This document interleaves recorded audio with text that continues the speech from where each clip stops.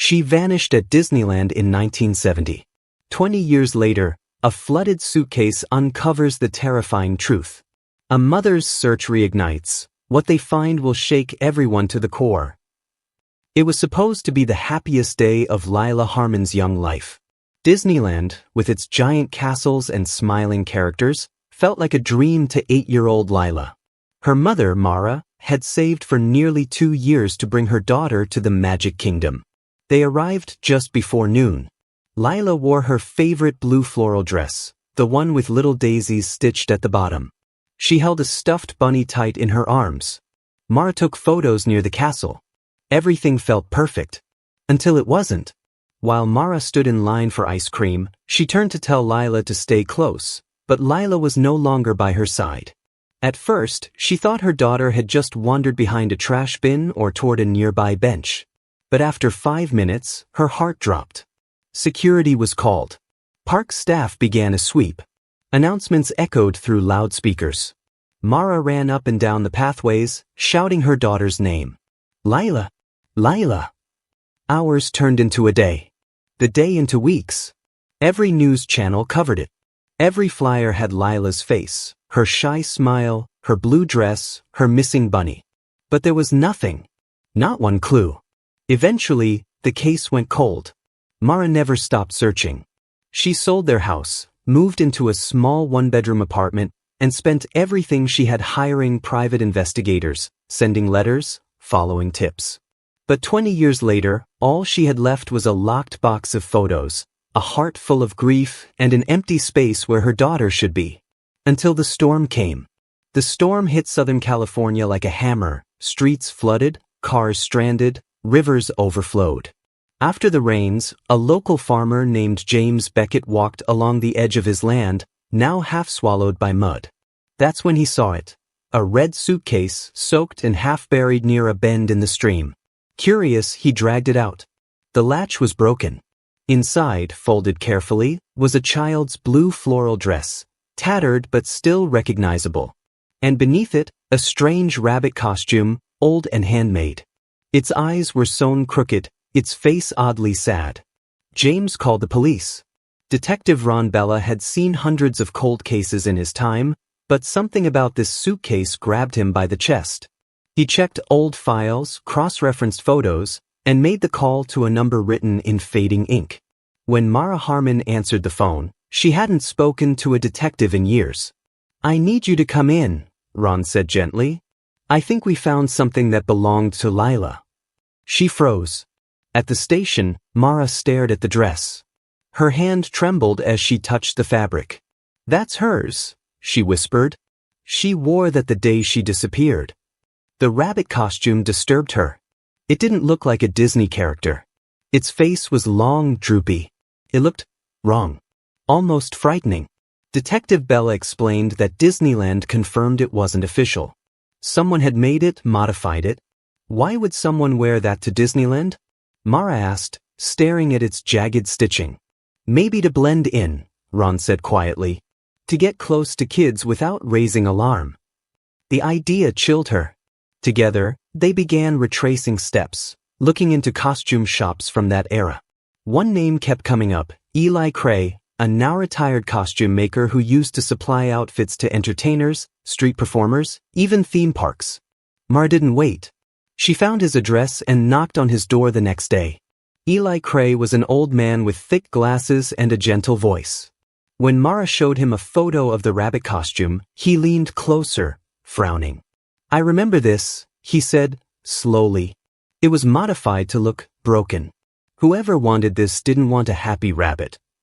He pulled out an old sketchbook from 1970 and flipped through pages. "Here," he said. "The same design. See that line?" He asked for one eye lower than the other.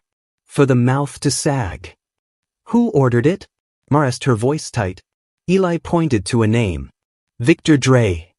The name meant nothing to Mara, but to Detective Bella, it set off alarms. That name appeared in an old visitor record from Disneyland. Victor Dre had entered the park on May 15, 1970, the day Lila vanished. Mara felt her knees go weak. "We're going to find him," Ron said. But they had no idea how dangerous Victor still was. Detective Ron Bella wasted no time. After the meeting with Eli Cray, he returned to the station and started digging into old records. The name, Victor Dre, had appeared in reports once, maybe twice, but always as a background figure, someone who had visited the park but was never a serious suspect. There had been too many visitors that day. Too much chaos. But this time, there was a receipt. Eli's son, Ben Cray, had recently scanned and digitized his father's old costume orders. It was Ben who found the scanned copy of a faded receipt from May 15, 1970. On it, the name, Victor Dre, along with a cash payment for one custom rabbit costume. "I remember that file," Ben said, joining his father and Detective Bella at the kitchen table. "I almost deleted it last week. Thought it was junk." Mara sat quietly beside them, clutching her purse, barely breathing. She didn't want to get her hopes up again. She had followed too many dead ends. But something about this felt different, real. Ben opened his laptop. "Wait, there's more." He scrolled through an old form. Look, he used a P.O. box address in San Bernardino. And he signed the receipt. Detective Bella leaned closer. "We need to track that box down. See who rented it. If we're lucky, the name matches other records." Ben hesitated. "My friend works at a records archive. He owes me a favor." Within hours, they had a lead. The post office had closed long ago, but the rental log had survived. Victor Dre had rented the box from April to June 1970. Only 3 months. Then he disappeared. Ron scratched his chin. This guy knew how to stay hidden. But he left threads. "We just pulled one." Ben frowned. "You think he's still alive?"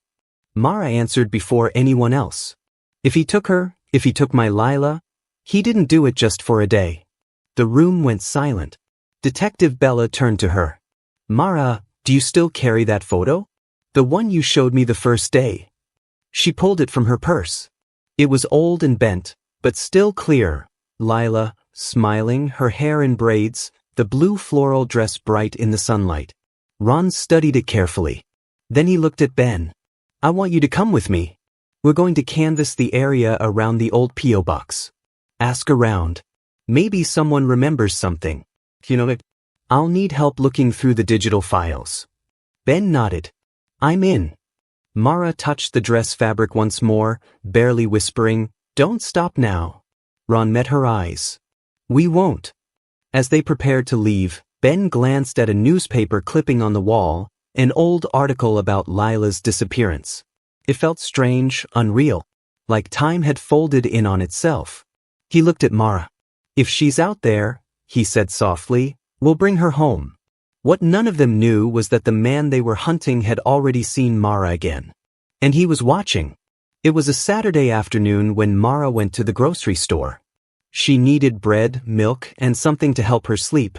Her mind had been racing ever since the discovery of the dress.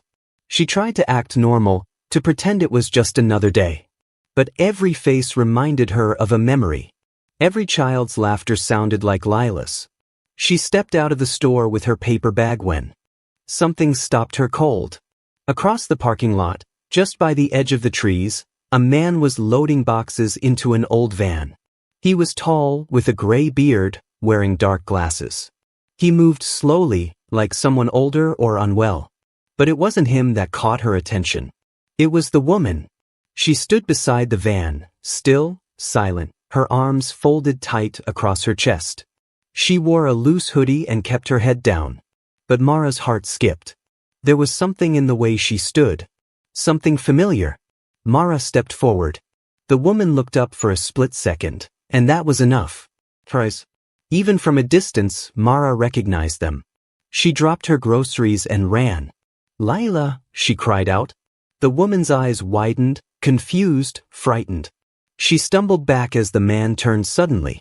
He stared at Mara, stunned. Then his face twisted, not in fear, but in recognition. And then, without a word, he grabbed the woman's hand and shoved her into the van. "No!" Mara screamed. "Stop! That's my daughter!" But the engine roared to life.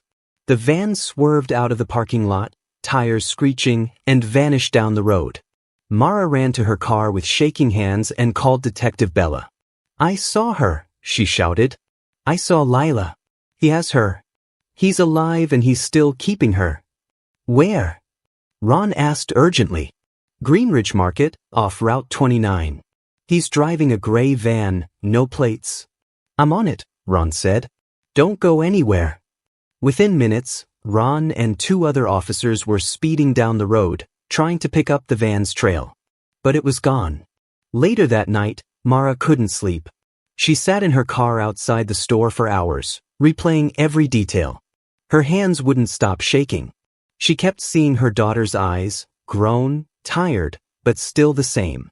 The way she used to look at Mara when she needed comfort. She didn't imagine it.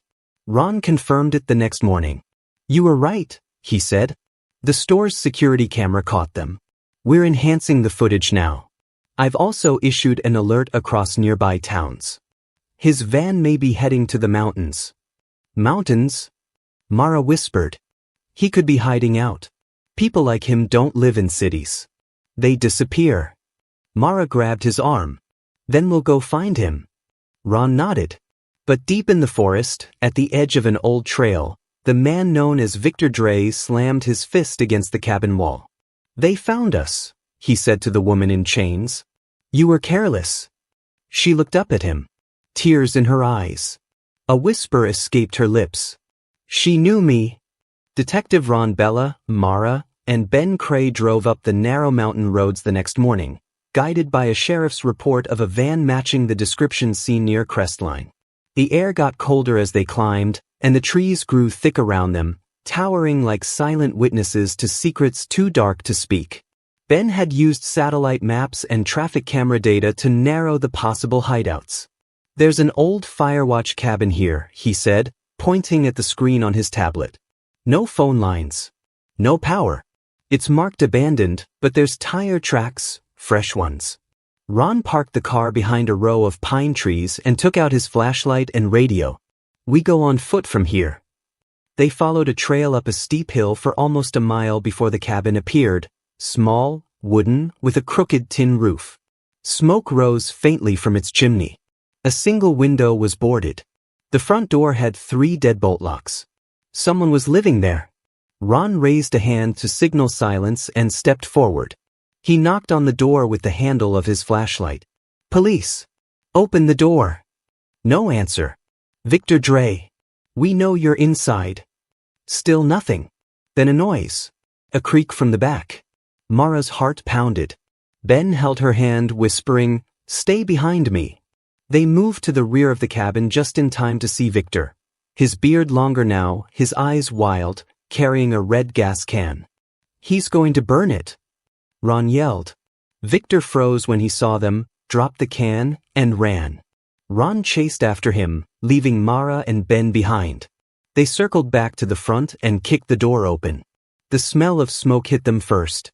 The living room was dark and cluttered with old clothes, rusted tools, and drawings on the wall, childlike drawings. One was of a blue floral dress. Another was of a rabbit with sad eyes. Ben ran to the back room. The door was locked. "Someone's in here." Kicked it, once, twice, until the lock cracked. Inside was a woman chained to the bed. Her hair was long and messy, her clothes old and torn. But when she looked up, her eyes widened. Mara stepped in, gasping. "Lila!" The woman blinked. Tears welled up. "Real?" Ben rushed forward to unlock the chains, but then, boom! A blast came from the other side of the cabin. Fire spread quickly. The roof cracked. "We have to go now," Ben shouted. The woman couldn't walk. Her legs were weak. Without thinking, Ben scooped her up in his arms and ran through the smoke-filled hallway.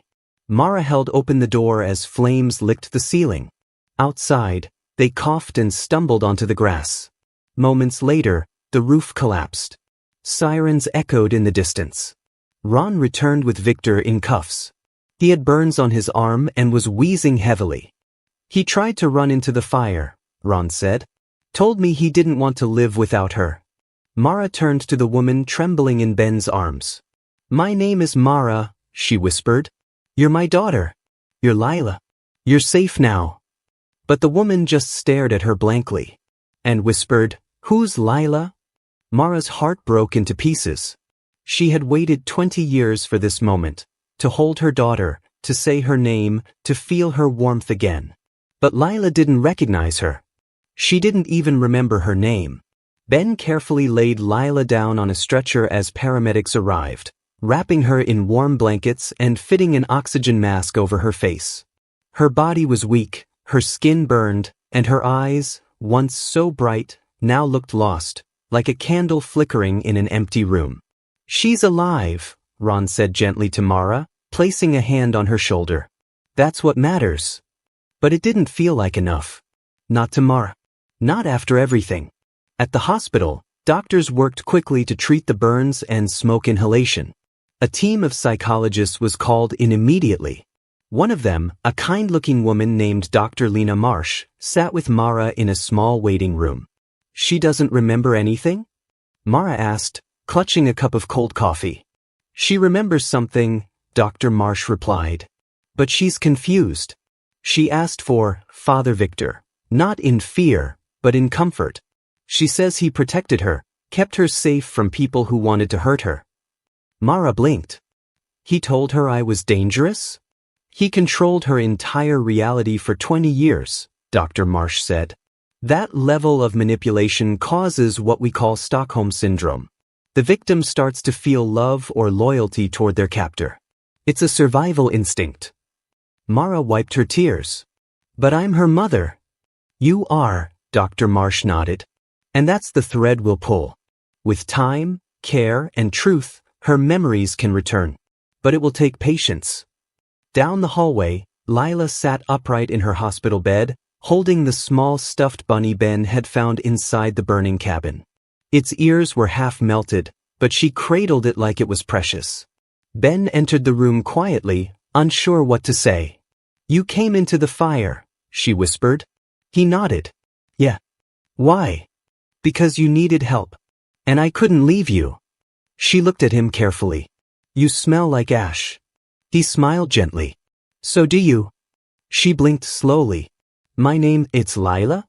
That's what your mom said." "Mara." "I don't remember her. I only remember Tim." Ben's voice softened. "You don't have to remember right now. Just know you're safe. He can't hurt you anymore." Lila looked at the 4 in her arm, the machines around her. "Is he in jail?" Ben's face grew serious. "He will be." At the police station, Victor Dre coughed into a tissue. Blood. His lungs were failing, stage 3 cancer. Still, he sat calmly, speaking to Detective Bella. "She wasn't stolen," he said. "I gave her a better life. Her mother was unstable. I saw it." Ron slammed a hand on the table. "You kidnapped a child, Victor. You ruined 2 lives. And for what? A lie you told yourself?" Victor smirked. "We'll see. She won't go back. I'm her family now."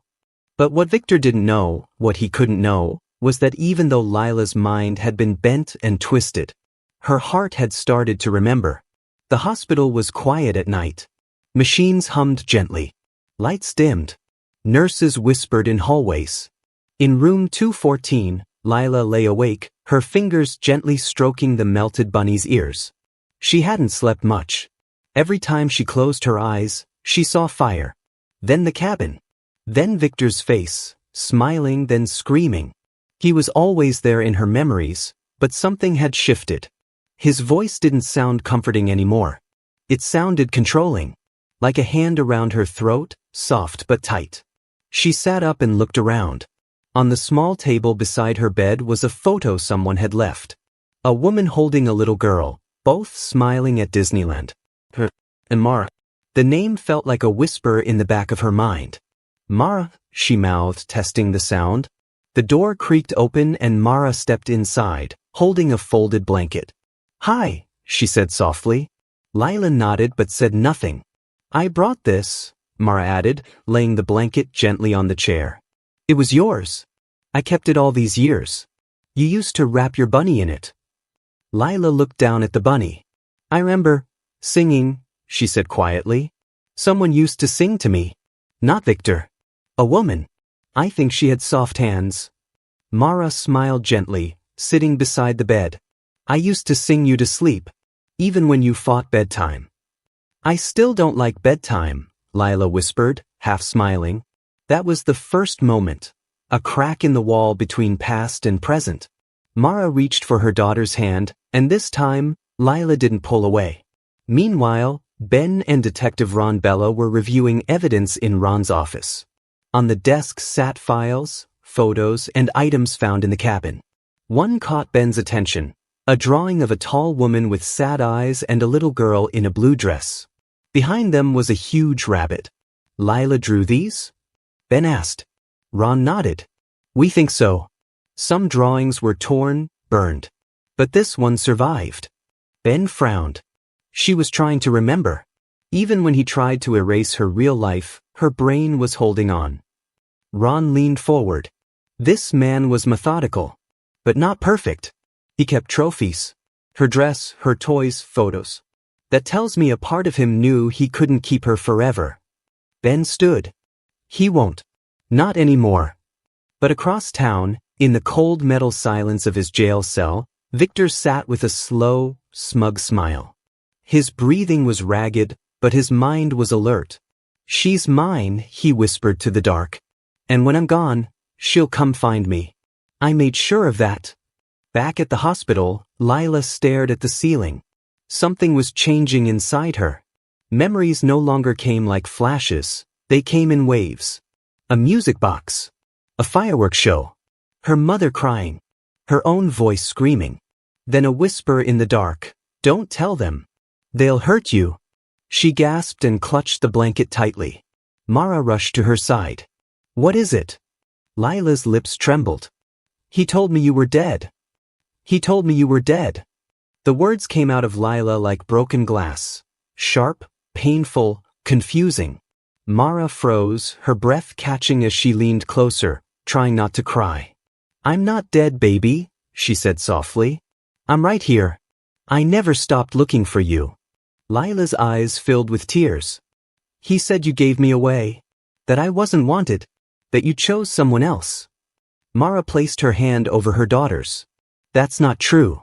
I've spent 20 years with your picture beside my bed. Every birthday, I made you a cake.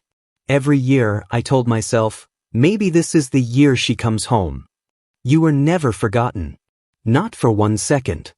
Lila trembled, her voice cracking. I believed him. You had to, Mara whispered. You were just a child. He made you live in his world because he was too sick to live in the real one. Lila turned away, guilt rising in her chest like smoke. But sometimes I called him Dad. That wasn't your fault, Mara said gently. He took everything from you. But he didn't take your soul. That's how I know you're still my Lila. Outside the hospital room, Detective Bella stood with Ben, watching the reunion through the glass. She's fighting inside, Ben said. You can see it on her face. Ron nodded. This is what they don't show in the movies. The long road after the rescue. Putting the pieces back. Ben frowned. Do you think she'll remember everything? Ron sighed. Maybe not all, but enough. Later that night, Lila was finally allowed to walk around the hospital wing with Mara and a nurse. Her steps were slow and careful, but she wanted to try. As they passed a therapy room, she paused. On the shelf was a small music box, the same kind she used to have as a child. She walked over and opened it. The tune was soft, sad, and suddenly her mind lit up. A bedroom with pink curtains. A bunny tucked under a pillow. Her mother humming the same tune. She gasped and turned to Mara. You used to whine this before bed. Mara nodded slowly. Yes. Every night. Lila closed her eyes. More flashes came. Disneyland, the fireworks, her mother buying ice cream, and then the man in the rabbit suit. His hand reaching out. Her tiny fingers in his. Then darkness. She opened her eyes, breathing fast. I remember, she whispered. He took me. At the parade. I was watching the floats. He knelt beside me and said, Your mom wants me to take you to her. He held my hand. He smiled. I followed him. Mara covered her mouth. I didn't know, Lila whispered. I thought he was safe. I thought he was one of the people who worked there. You were just a little girl, Mara said, tears flowing now. It wasn't your fault. Lila stared into the music box. It was never my fault. And for the first time in 20 years, she started to believe it.